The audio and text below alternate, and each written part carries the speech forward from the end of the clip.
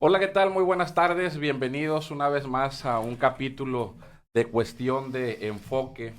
El día de hoy estoy pues muy contento porque nos toca que nos acompañe una invitada de lujo. Ella es Elisa Carrión. Bueno, Elisa de Fátima Serrano Carrión, Así es. mejor conocido, ahora sí que en la farándula artística, entre funcionarios de gobierno, también como Elisa Carrión. Ella es actriz, cantante, titiritera y una voz constante de la música y el teatro infantil en Culiacán, Sinaloa. Elisa viene de una familia con raíz artística y ha dedicado su carrera a crear experiencias culturales que acompañan y educan a la infancia, combinando música, teatro y títeres para tocar temas importantes desde el lenguaje, el juego y la creación. Elisa también está al frente de los esfuerzos del Sistema Integral de Protección de Niñas, Niños y Adolescentes de Culiacán, CIPINA, lo que la ha puesto en contacto directo con escuelas, familias y organizaciones culturales para promover la educación y la paz desde lo comunitario. Esta entrevista es especial además porque está enmarcada en el mes rosa, el mes de la sensibilización del cáncer de mama. Ella ha enfrentado una batalla personal muy intensa, fue diagnosticada con cáncer de mama. Ella se ha vuelto ejemplo de resiliencia, ha transformado esa experiencia en un motor creativo y en proyectos que buscan acompañar a niñas y niños que atraviesan situaciones de enfermedad, usando el arte como herramienta de contención y esperanza. Y hoy aquí en Cuestión de Enfoque la recibimos con mucho gusto. Bienvenida, Elisa. Ay, muchas gracias, qué bonita bienvenida, de verdad, qué bonitas palabras las que acabo de escuchar. Me siento muy satisfecha de estar aquí contigo y de poder compartir este día sobre mi trabajo, sobre mi vida y esperemos que pase las personas que nos escuchan pues un ratito agradable, ¿no? Oyendo sobre el arte, la resignificación del dolor y los niños y las niñas. Muchas gracias nuevamente por aceptar la invitación. Fíjate que desde que empezó el mes, desde que empezó el mes pues estábamos buscando poder contactarte y aquí de comunicación ahora sí que se la rifaron para poder lograr esta entrevista. Y pues empezamos, Elisa, si te parece bien. Claro que sí. Muchas personas te conocen como una artista cercana a la infancia, pero me gustaría que nos contaras cómo empieza tu historia con la música y el teatro infantil. Mira, yo empecé mi historia desde niña. Mi lenguaje único con el que crecí era el arte. Mi abuelo era titiritero, era el señor Pedro Carreón.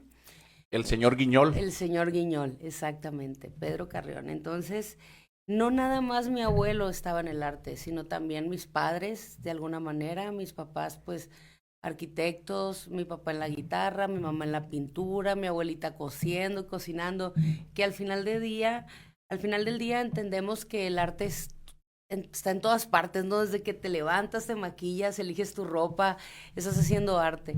Mis hermanos, Eric y Piolín, también artistas. Entonces, en mi familia era lo que se vivía en la cotidianidad, ¿no? Me tocó trabajar para niños y para niñas desde muy pequeñita, desde que yo era una niña, justamente, y entonces aprendí de la importancia que tiene eh, resignificar los dolores con el pretexto de hacer algo de arte, cómo ordeñamos nuestros sentimientos, cómo nos conocemos, cómo exploramos y la importancia que tiene la creatividad en la vida, ¿no?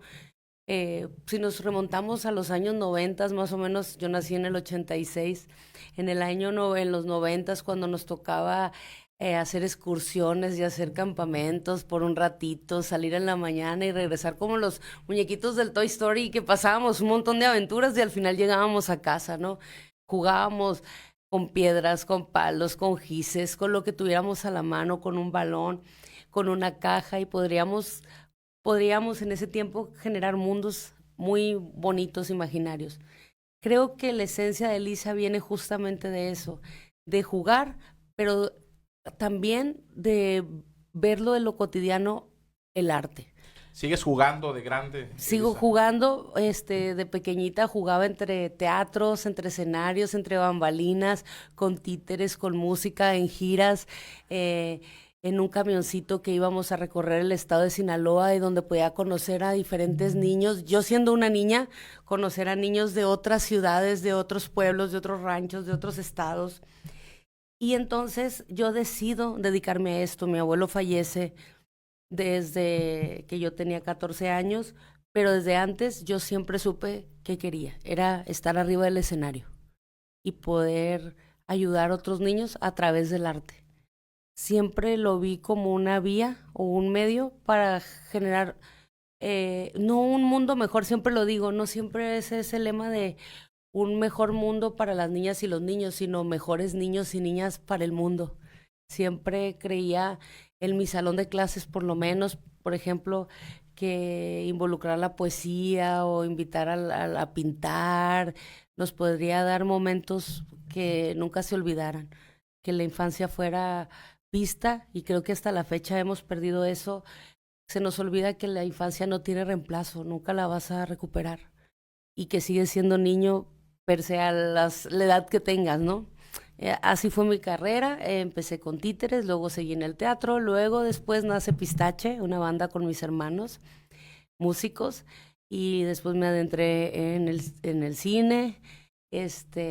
Soy socióloga, estudié sociología, he estado en otros países también, y finalmente pues me inclino mucho por la pedagogía. Hice una tesis de la importancia del arte en la pedagogía, y al final del día se trata de crear mundos donde los niños sean la prioridad realmente, ¿no?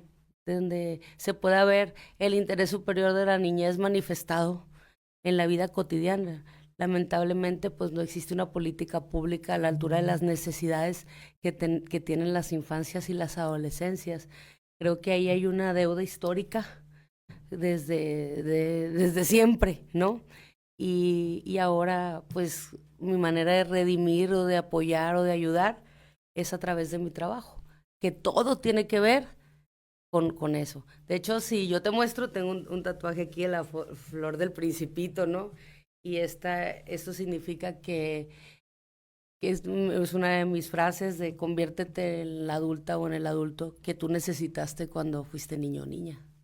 Fíjate, se me hace bien fregón y bien interesante, porque si bien es cierto, pues desde pequeña te has esforzado precisamente porque tengamos una mejor niñez, y no me refiero nada más a los niños y a las niñas, sino también a título personal, porque todos fuimos niños y precisamente necesitamos acompañamiento, no siempre lo tuvimos el mejor, y hoy que, digámoslo así, lo haces de manera formal, vaya, o a través de una nueva etapa en tu vida, porque lo decíamos ahorita al inicio, artista, actriz, escritora también, una nueva faceta que yo particularmente no conocía, pero también al frente de Cipina, como secretaria ejecutiva, aquí en Culiacán. Cuéntanos, ¿cuánto tiempo tienes al frente del sistema aquí en el municipio? Tengo como 6 años, yo creo que como 6 años, ahí para 7, y fíjate que es bien interesante porque el sistema de protección de niñas, niños y adolescentes siempre se ha visualizado como una especie de procuraduría de niños, niñas y adolescentes, y no tiene nada que ver el sistema. Sí. El sistema somos todos, eres tú, es el gobierno, es la sociedad, son todas las personas que crean cosas para generar política pública a la altura de las necesidades, campañas, planes, programas y todo lo que tenga que ver. El asunto aquí es que no hemos priorizado la infancia como realmente se debería. Yo siempre pongo un ejemplo, cierren sus ojos y les digo, piensen en el peor recuerdo de cuando fueron niños y piensen en el mejor recuerdo de cuando fueron niñas y niños, y esos son ahorita. ¿A qué te dedicas? ¿A qué comes? ¿Con quién te casaste? Está directamente relacionado con esos recuerdos y esos hechos que te marcaron en la infancia. Ahora eso me da la pauta para preguntarte entonces lo siguiente. ¿cuál es el mejor recuerdo o el recuerdo feliz de tu infancia? Arriba del escenario, definitivamente. El recuerdo más hermoso de mi infancia es la primera vez que sentí las luces, los reflectores de un escenario.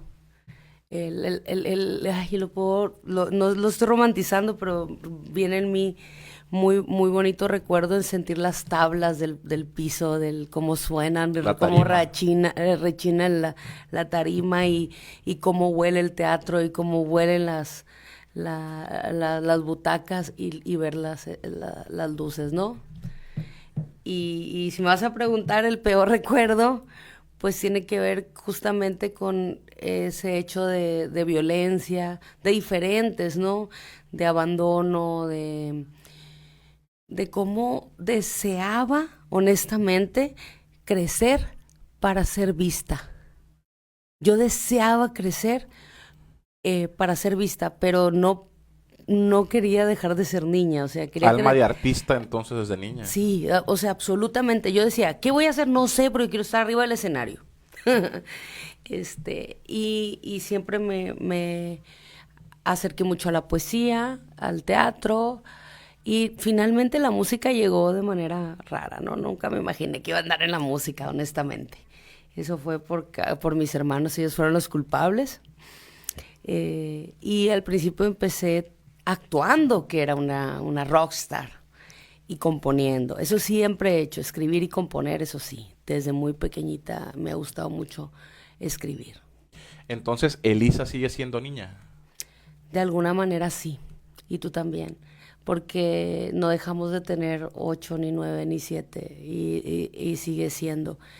Te voy a decir algo que me pasa muy frecuentemente. Cuando toco con Pistache, eso siempre está. Yo creo que por eso me encanta subirme al escenario con mi banda. Hay un momento en que se me borra el mundo y entonces ya no soy Elisa. Se me olvida cuánto mido, cuánto peso, qué edad tengo. En este caso, ahorita hablábamos de mi diagnóstico, que acabo de dar unos conciertos. Mi diagnóstico desapareció y pude tener una hora de completa felicidad y sentirme de 9 años o de 10. Esa es más o menos la edad que me veo cuando estoy en el escenario. Entonces, ¿has honrado a la Elisa de 9, 10 años? Más o menos, todavía le debo muchas cosas, te digo, la deuda histórica que hay con las infancias es muy grande y en muchos aspectos. Me encantaría tener la posibilidad de verdad de hacer más cosas.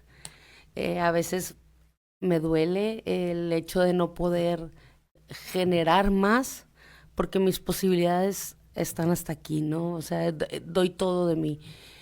Pero creo que es un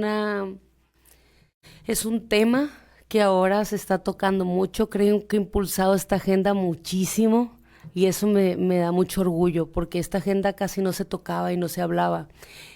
Pasó cuando yo empecé a hablar en el ámbito más de la cuestión política, la agenda de las infancias, llegué a sentir hasta que se reían de mí, ¿no? Cuando empezaba a impulsar este tema. Y ahora veo que es primordial y eso me da mucha alegría, de que todo mundo lo está tocando, de que incluso a veces me enojo porque digo, sí, parece que está de moda, ¿no? Pero es una agenda que realmente me costó mucho visibilizarla.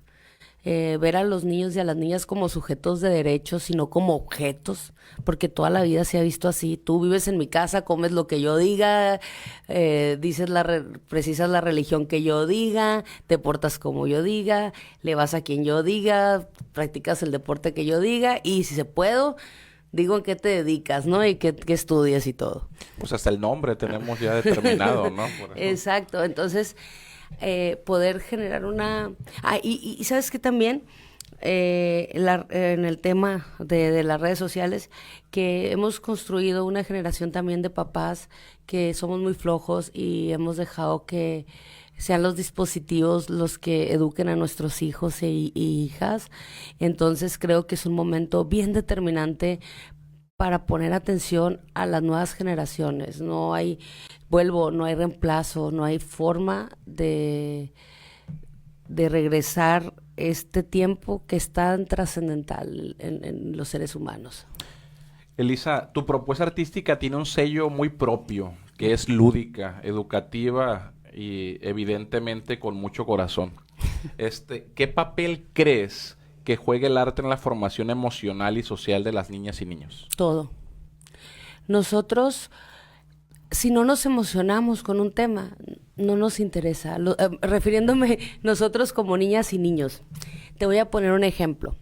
Cuando vamos a la escuela, yo te puedo asegurar ahorita, tú como adulto, en el 2025, yo te puedo preguntar, ¿quién te enseñó el sistema solar?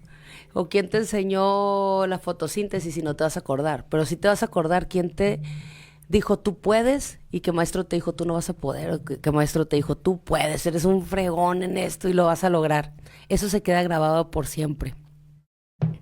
Por eso es tan importante las emociones cuando aprendemos. Cuando una persona, un maestro, una maestra, te puede contagiar esa pasión por un tema, estás del otro lado. Pero lamentablemente hay un sistema, y lo tengo que decir y siempre lo voy a defender, de muchos años atrás, donde se creó una manera, un modus operandi de que, voy a poner un ejemplo, yo no quiero a los niños, no me gustan los niños, no los aguanto, pero me heredaron la base para ser maestro o maestra, entonces me dedico a ser maestro o maestra y le arruino la vida a 30 generaciones de 50 niños y niñas. Entonces, así hay muchos casos, ¿no? Lamentablemente el sistema ha provocado que en la cuestión educativa, por ejemplo, se le quite esa parte lúdica, esa parte emocionante, esa parte de donde los maestros y las maestras con vocación se notan.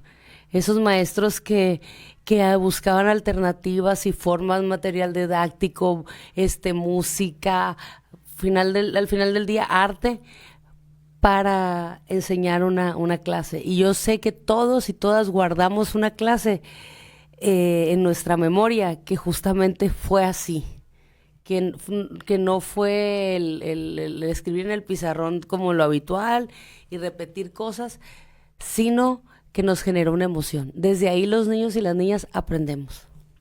En Culiacán, pues ha sido parte importante de la cultura local.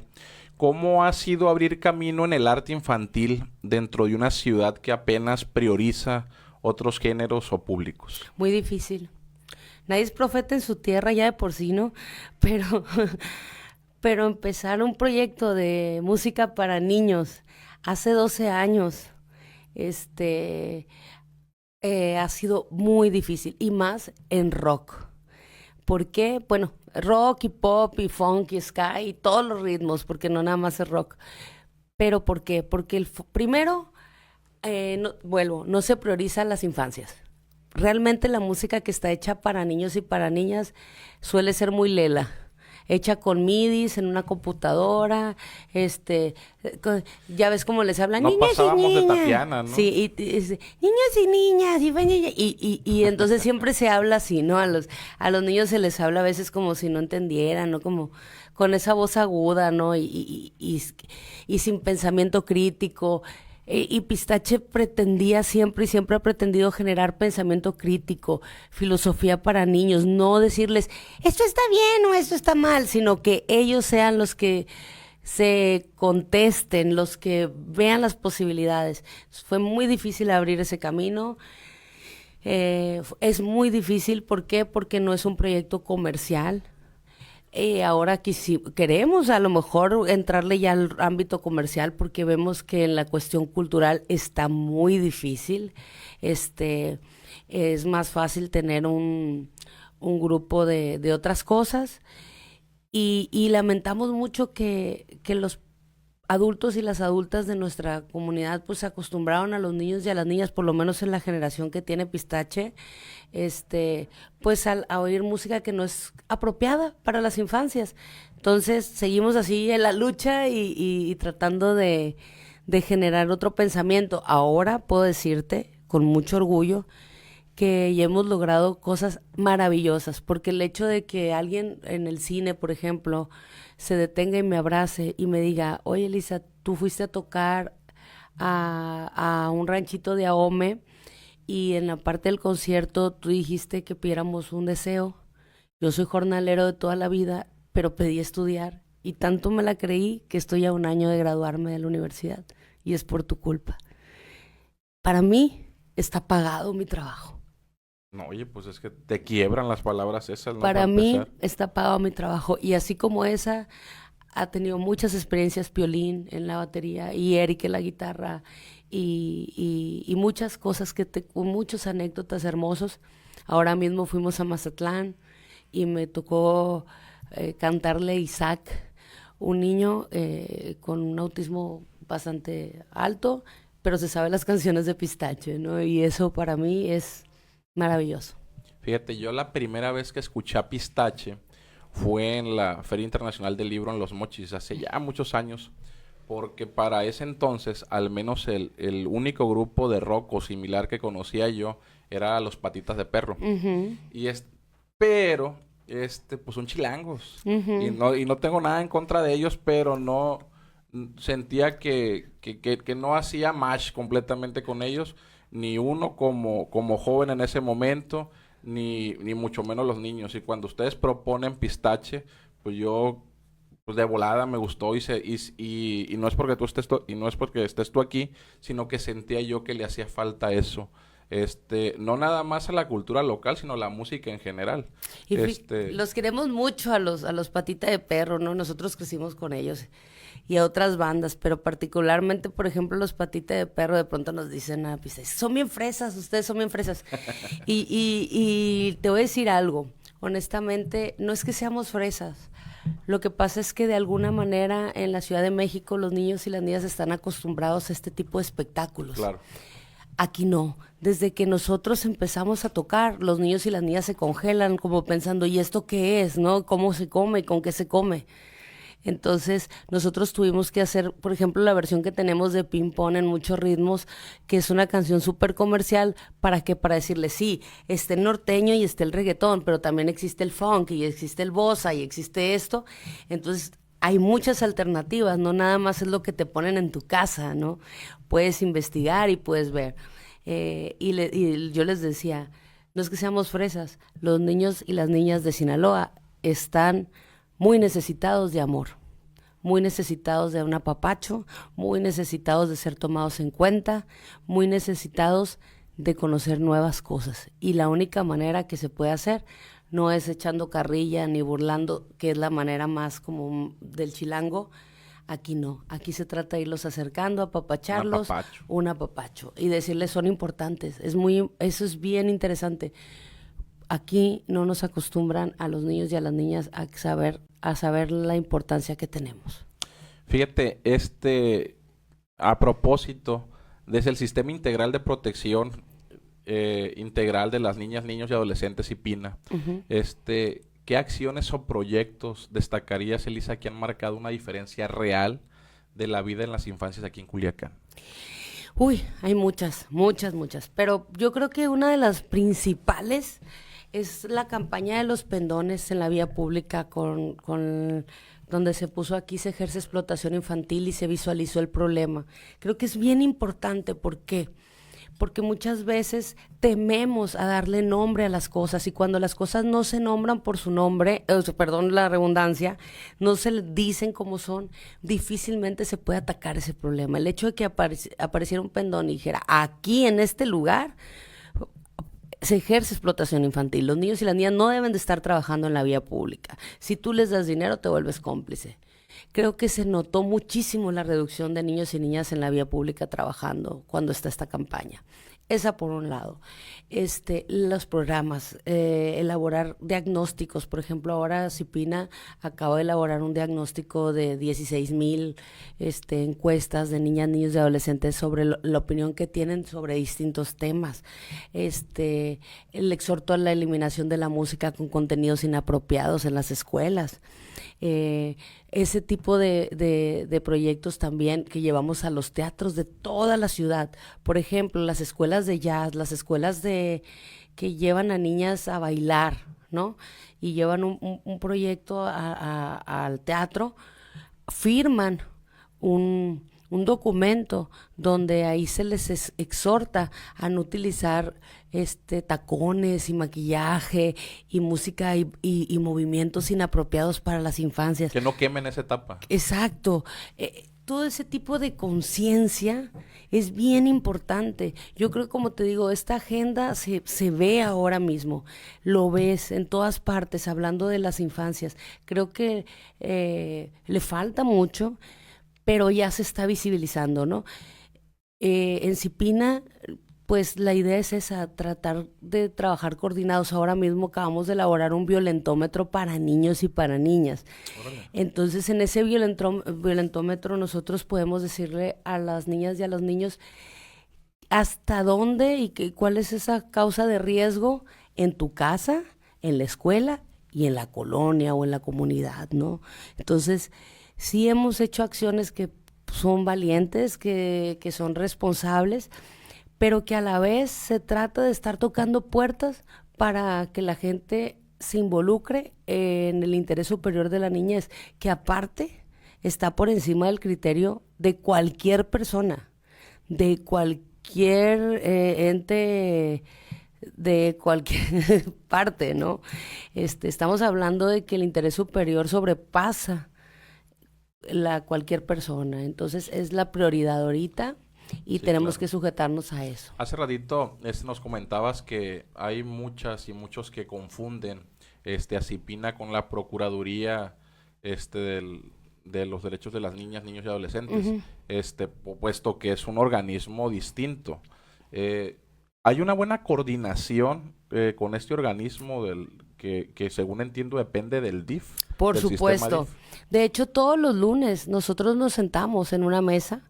Todos los lunes, Secretaría de las Mujeres, Compavif, el DIF, CIPINA, el área de prevención de seguridad, y todos los lunes trabajamos en qué casos que vamos a atender, cómo atenderlos para poder hacer pues una coordinación mejor, ¿no? Que sea interinstitucional, que podamos no hacerlo mediante un papel, ir a ver, no. A ver, ¿qué es que hay que atender? ¿Cómo le vamos a hacer? ¿Y cómo vamos a trabajar estas campañas? ¿Y cómo nos vamos a apoyar, no? Entonces, esa es la idea. El asunto tiene que ver con que la sociedad debe conocer, y eso es muy importante, la importancia de utilizar el DIF, la Procuraduría de Niñas, Niños y Adolescentes. O sea, que es para casos inmediatos, desde 911 o asistir en su caso, ¿no? Y CIPINA no, CIPINA no es operativo, genera más programas, genera más campañas y está ahí para insistir a las diferentes direcciones, instituciones en este caso que me toca a mí en el ayuntamiento, que estén elaborando programas y que todo lo que se haga tenga esa perspectiva de derechos de la infancia. Correcto.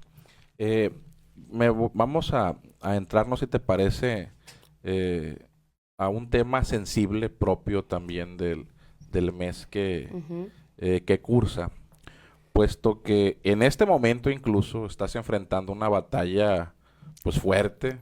Me desmientes si me equivoco, yo diría que hasta este momento pues ha sido la batalla de tu vida, literal, el cáncer de mama. ¿Qué significa para ti este proceso, Elisa? ¿Cómo lo has vivido a nivel humano y a nivel emocional también? Bueno, el día 23 de diciembre del año pasado fui diagnosticada con cáncer de mama.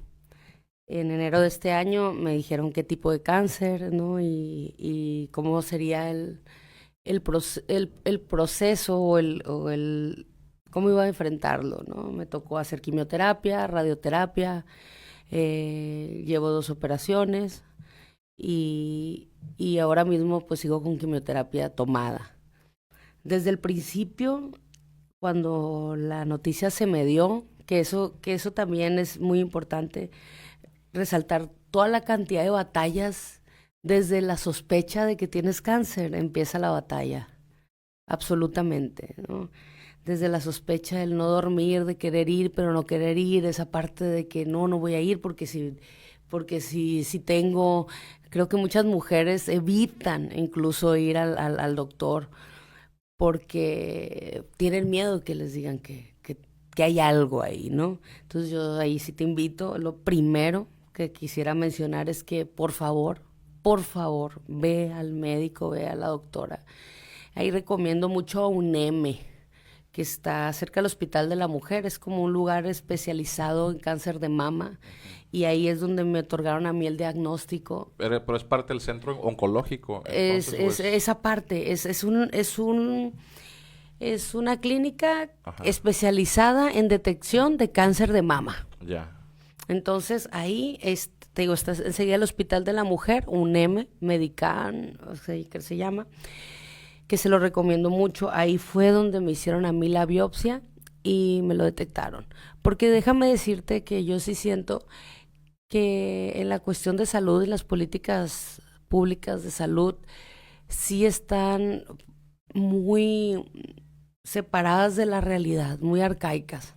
Cada día las mujeres más jóvenes son detectadas con cáncer de mama.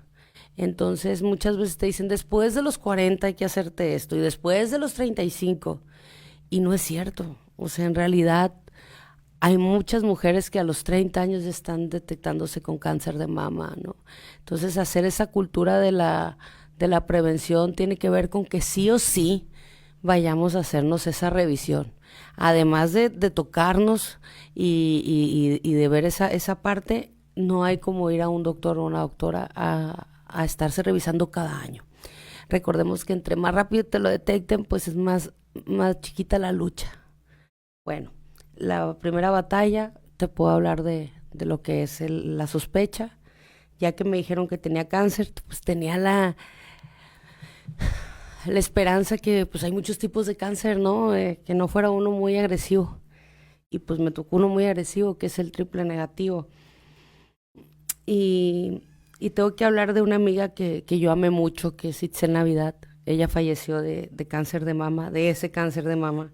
Y pues obviamente mi relación con ella, al enterarme que yo tenía lo mismo que ella, mi mente se fue de inmediato a... Te proyectaste ahí. Absolutamente. Entonces también recibí muchas, ¿cómo te puedo decir? Como que iba a durar muy poquito, pues, o sea, como, no sé cómo decirlo. Una expectativa de vida de muy poquito. Bueno, ahorita todavía no cumplo el año luchando y esperemos que dure mucho más. Aquí estoy, ¿no? Empecé mi tratamiento en enero con las quimioterapias. De verdad, ha sido muy difícil desde que yo entré a ver la sala de quimioterapia, entrar ahí y verme en una realidad que no esperas que vas a estar. Y de pronto, pues estar sentada, pues en una radioterapia es muy difícil. Todo el proceso que vienen, todos los monstruos que aparecen en tu mente, en tus emociones, que te atacan día con día, ¿no? Diciéndote que tal vez pues no vayas a poder. Y el dolor y la cuestión esa de estar luchando, pues yo no sabía que te podía doler literal las pestañas y los ojos y llorar y todo. De verdad hay que agradecer que estamos vivos. O sea, abrir los ojos de verdad es un milagro sin dolor. Yo no sabía que te podía doler todo y lo viví. Y entiendo por qué se rinden las personas. Entiendo por qué la gente dice hasta aquí. Pero también te quiero decir que no es mi caso. No es mi caso y que voy a luchar.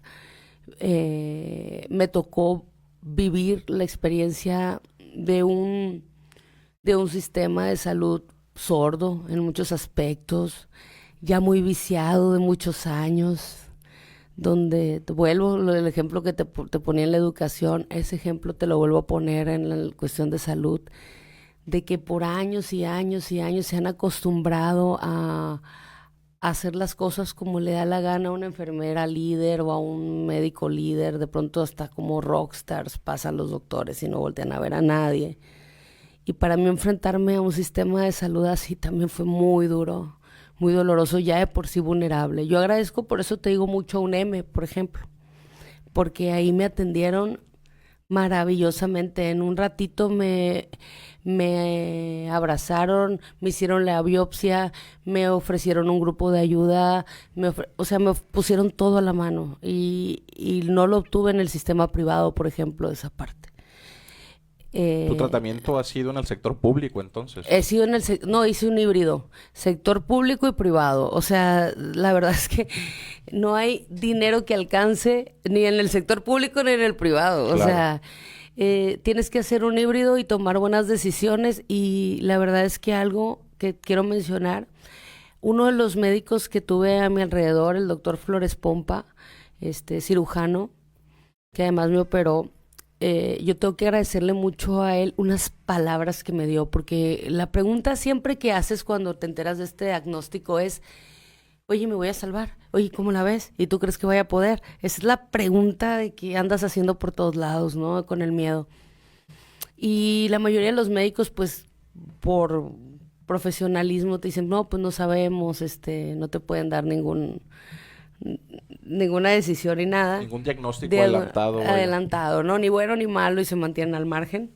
Pero yo le agradezco mucho a él que él me dijera unas palabras. Esta enfermedad es de actitud y de inteligencia. Y mantén eso. El día que él me dijo eso, a mí me dio para adelante. O sea, fue... Claro que puedo, porque voy a mantener una actitud positiva y voy a tomar buenas decisiones. Y entonces eso le agradezco. Ojalá los médicos en su mayoría fueran así de empáticos y pudieran acompañarte de ese modo. Te digo, yo tuve experiencias muy buenas. Un doctor con Kenny, por ejemplo, un doctor maravillosamente empático, pero... Hubo una doctora, por ejemplo, en un hospital público que me cerró la puerta en la cara. O sea, y le dije, oiga, nada más venía a hacerle una duda, era una oncóloga. Y en la cara me la cerró.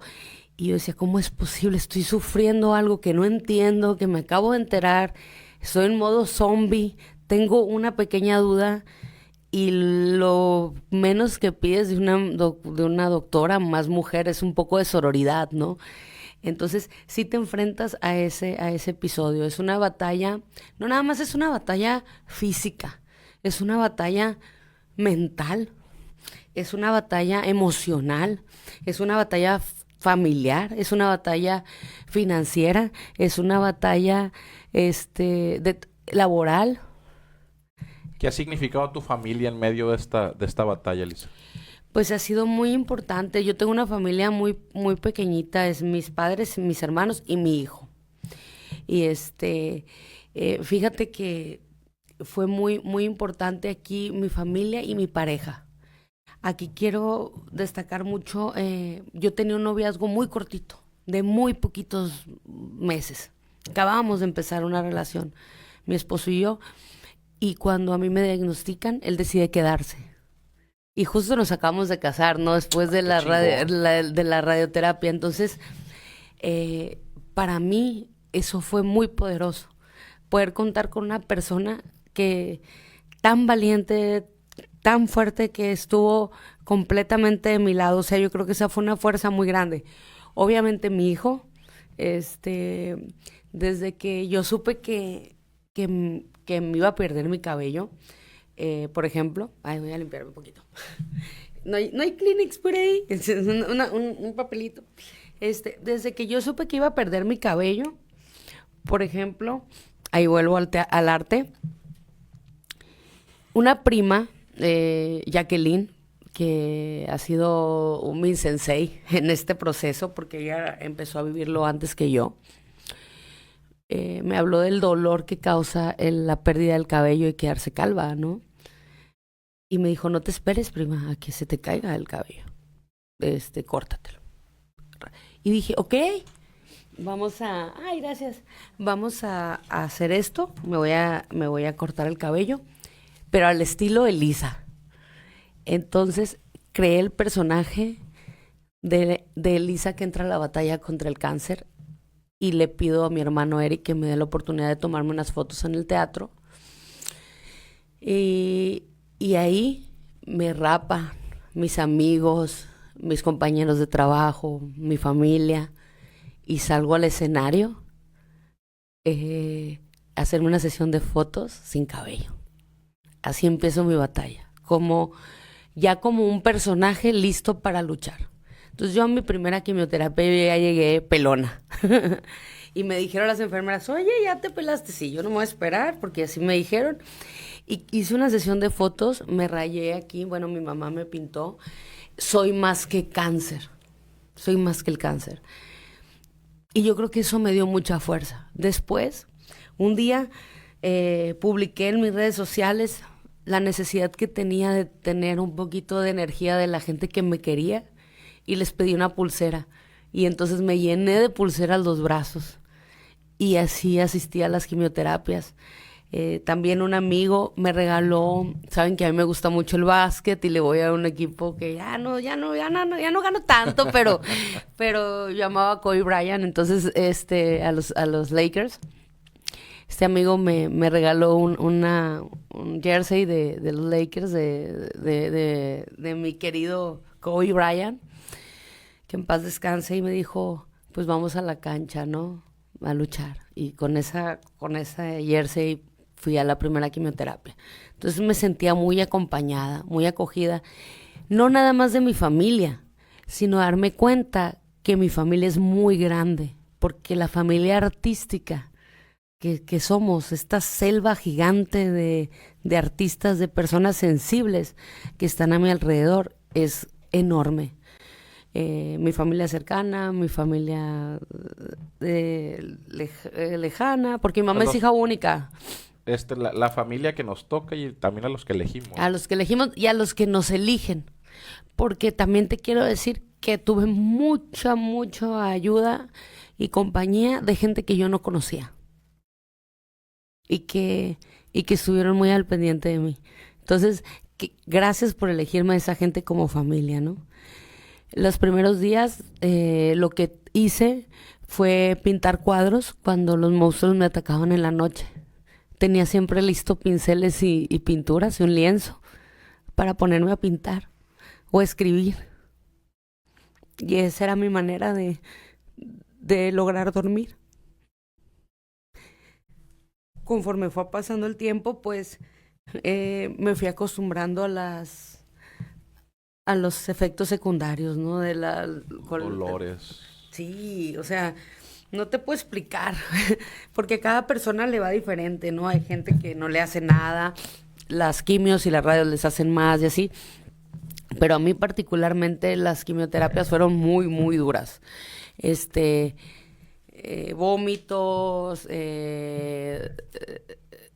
Vómitos, dolor.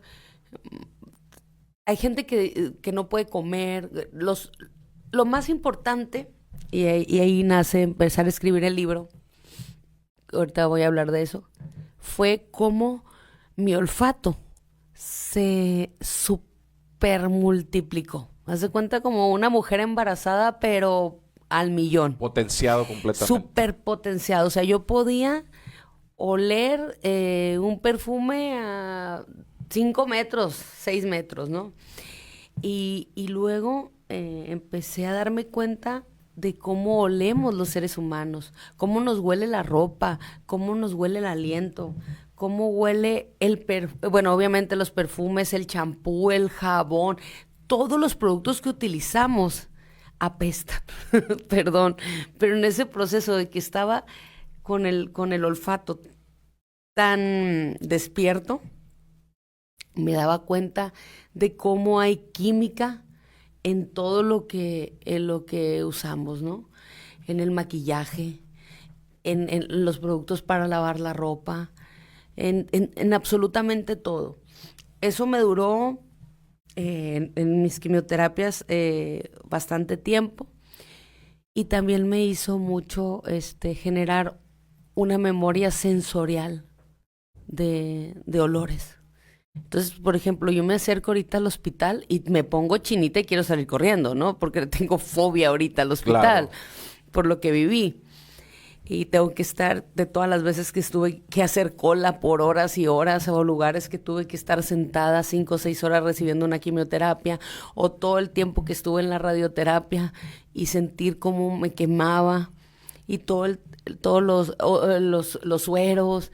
El agua de coco la tomaba diariamente 2 veces al día, ¿no? Me encantaba, y ahorita es como que ya no quiero La saber de ella, aborreciste ya no. completamente. Sí, entonces decidí empezar a escribir, y entonces escribo La loca pelona en su doloroso, así era originalmente, en su doloroso mundo color de rosa.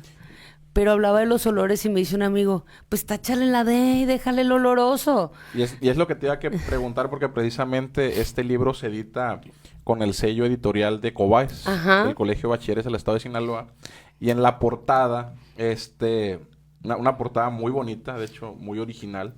De hecho, ahorita que con los lentes, pues evidentemente, pues eres tú la persona que está allí. Viene tachada la palabra dolorosa y queda oloroso. Y ya es por esta parte, entonces. Es por esa parte sensorial. O sea, nosotros podemos irnos a otros tiempos, otros universos. No sé si te ha pasado que hueles un perfume, ¿no? Y no sé, a mí me ha pasado de que una vez mi mamá estábamos en un centro comercial y me acerca un perfume de mi abuelo, y en cuanto lo olí me remonté me dice, ¿quién es mi abuelo? Y empecé a llorar, ¿no? ¿Por qué? Porque esa memoria sensorial que tenemos, o que hueles un perfume y dices, ay, el novio que tuvo en la secundaria así olía, o en la prepa, ¿no? Y ay, qué rico, o vas a un lugar y ese olor te remonta a una experiencia. En mi caso, justamente, hay ciertos olores que me remontan a experiencias de mi proceso. A partir de este proceso que llevas, que vives, ¿Elisa siente más ahora? Fíjate que sí, o sea, sí, hay mucha más empatía por el diagnóstico del cáncer. O sea, no puedes, no puedes entender algo que no experimentas, y entonces experimentarlo te lleva a comprenderlo. Y yo ahora lo comprendo porque lo viví. Entonces, el hecho de ver niños mientras yo tomaba la quimioterapia, recibiendo su quimioterapia, un niño o una niña de 6, de 5 años, decía, si a mí me va así como me va, o sea, ¿cómo es posible que ellos lo resistan? Se me hacía injusto, se me hacía inhumano, se me hacía, ¿por qué tendría que ser así? Pero también me abre una puerta y una posibilidad muy bonita, que es poder, por ejemplo, ahora crear espectáculos para este tipo de personas. Si yo haría un espectáculo ahorita para niños y niñas con este diagnóstico, que la verdad no me gusta mencionarlo, yo sé que sería algo muy tierno, muy silencioso y muy directo. Sería algo muy, muy cariñoso y despacito, no estruendoso, no gritado, no como lo hago con Pistache, ¿no?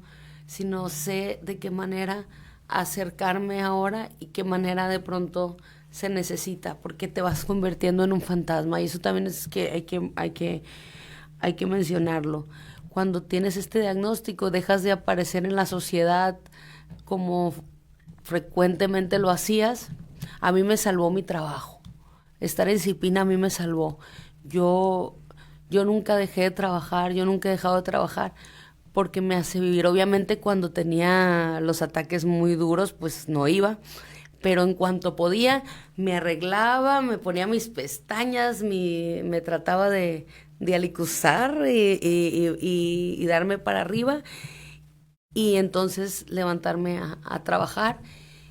Y tener esos compañeros, por ejemplo, los que tengo en Cipina, maravilloso, porque tenemos un equipo que es empático, un equipo que puede acompañar a personas como yo en el diagnóstico. Entonces, ellos me ayudaron muchísimo en la chamba. Y así fue como poco a poco fueron pasando las quimioterapias y las radioterapias. Hoy que estás en esta nueva etapa, Elisa de Fátima, ¿qué mensaje te gustaría dejar a otras mujeres que atraviesan momentos difíciles, ya sea de salud, personales, de violencia, etcétera? Que todo pasa. En el caso del cáncer, una frase que a mí me gustó mucho cuando me la dijeron, se la dijo a mi papá, un amigo de mi papá, se la dijo a mi papá que él tuvo este diagnóstico. Y le dijo, esta enfermedad te da chance de luchar. Hay otras enfermedades que no te dan chance de luchar, que son inmediatas y en el instante, bye. Y aquí hay una oportunidad de lucha. Yo les digo a otras mujeres, primero que no tengan miedo, que vayan por favor a revisarse, que entre más rápido mejor, que busquemos esa certeza de estar bien, que no cometamos la estupidez de decir, no, mañana, luego, porque me da miedo, o porque no quiero enterarme, o porque no me va a pasar a mí. Es muy importante, muy, muy importante que vayan. Y decirles que el dolor va a pasar. O sea, yo entendía, y de verdad lo entendí muchas veces, por qué la gente se rinde. O sea, yo me quiero rendir, ya. Pero me recordaban, esto va a pasar. Y sí, pasaban 2 días o 3 días, y pasaba. Y podía, de verdad, oler. Yo le agradezco ahorita mucho al cáncer, porque puedo oler el viento, el pasto, de una manera diferente, porque veo la vida totalmente diferente. Antes me preocupaba tanto por el futuro, por cosas que todavía ni venían, y ahora es el momento, el aquí y el ahora, y el agradecer que estamos en este momento. Gente que me mandó mensajes de que estuviera bien, que se preocupó por mi salud, ahora no están. Y yo estoy aquí. La vida es así. Entonces, quise yo a través de este libro mostrarlo. Es un libro muy honesto, muy, muy fuerte, porque ahí declaro todo. No es como que voy a quedar bien diciendo esto, no, es mi sentir real en el momento, y no lo quise tocar, quise dejarlo así, porque ese fue mi proceso. ¿Dónde podemos adquirir el libro? Pronto va a salir, ya lo están imprimiendo y lo vamos a presentar, y claro que les voy a avisar. Muchas gracias. Y los voy a invitar. Y esa fue mi manera de resignificar.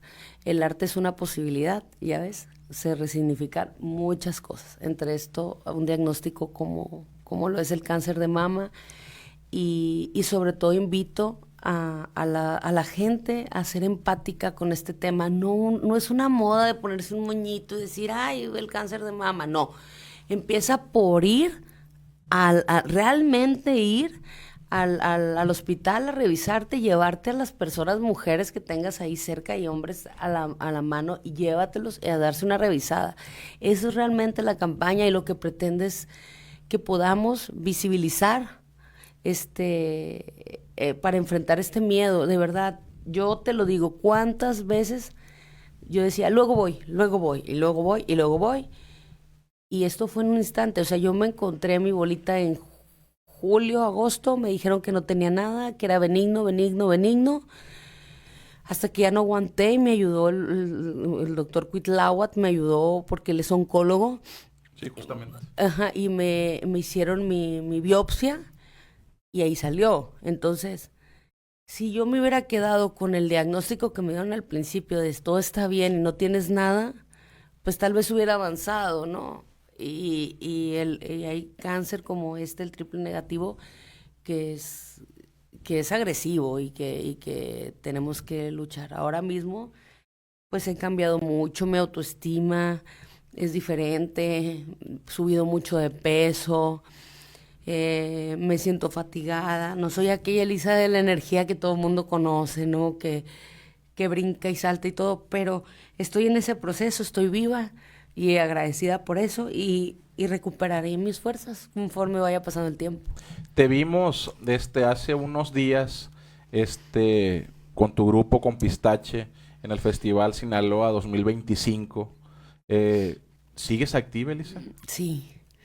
Sé que sorprende, de hecho ayer me dijeron, ¿es en serio? ¿Te aventaste conciertos? Sí, me aventé 3 conciertos. Sigo activa, me da vida.